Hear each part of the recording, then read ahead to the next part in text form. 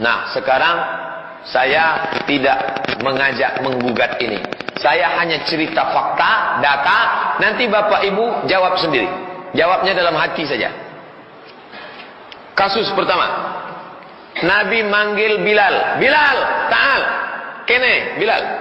Come here. Ada apa ya Rasulullah?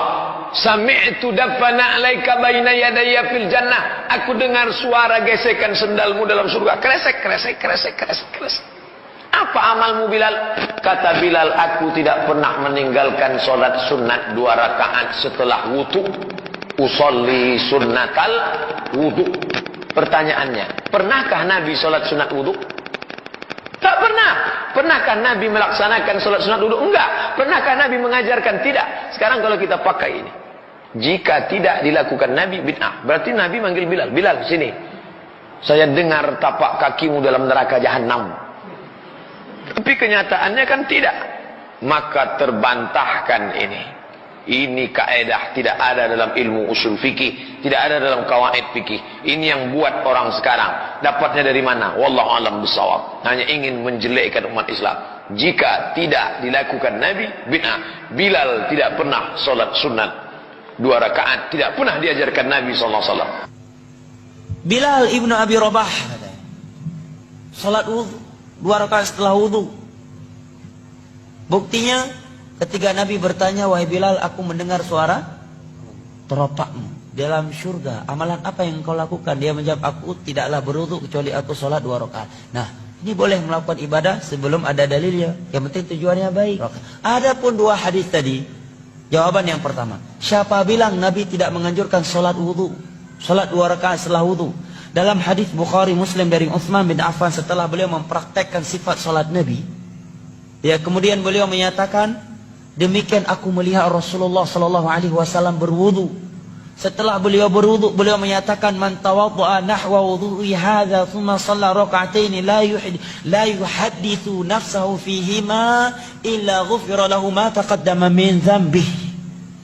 Nabi menyatakan, barang siapa yang berwudu seperti wuduku ini, kemudian dia sholat 2 rakaat dengan khusyuk, tidak melalaikan dirinya dalam 2 rakaat tersebut, melainkan akan diampuni dosa-dosa yang telah berlalu. Ini hadis.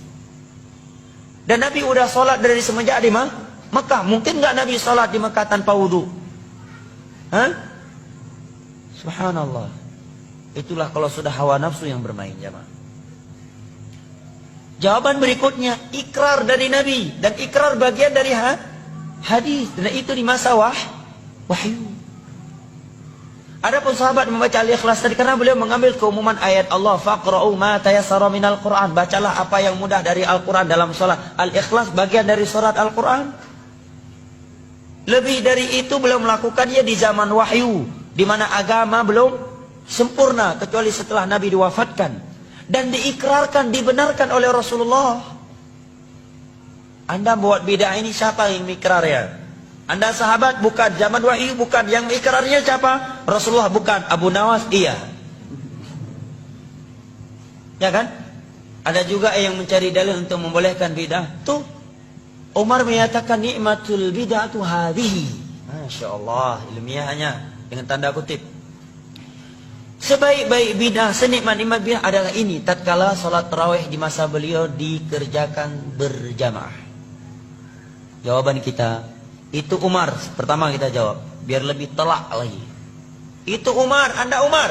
Anda Umar, tapi Umar akhir zaman. Satu. Kedua, Umar termasuk khulafa ar-rasyidin yang ada perintah dari Nabi untuk mengikuti sunnah mereka. 3. Apakah yang dikatakan oleh Umar itu sama sekali tidak ada di masa Nabi? Hah?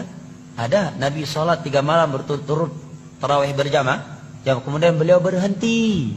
Beliau berhenti melakukannya karena khawatir akan diwajibkan kepada umat ini. Sekarang maulid, ada Umar katakan maulid nikmatul bidah hadhihi, sebaik-baik bidah adalah ini.